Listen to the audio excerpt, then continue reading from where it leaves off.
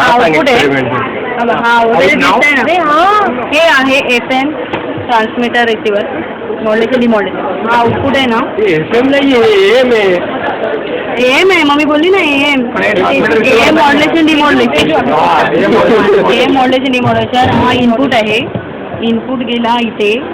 दाखवते ना लाईन पण तुला लाईनिंग दाखवते ना हा इनपुटला गेलाय CROचा इनपुट आणि फंक्शन जनरेटरचा इनपुट इथे गेला आणि हा ग्राउंड आहे सगळ्यांचा CROचा इनपुटचं ग्राउंड आणि फंक्शन जनरेटरचं ग्राउंड हे सगळं हां मग CROचा आउटपुट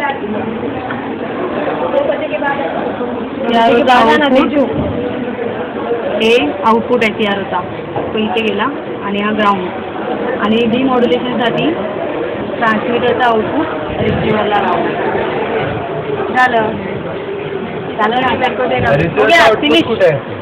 ते आता सगळं इथे ह्याच्यावर दिसणार एकत्र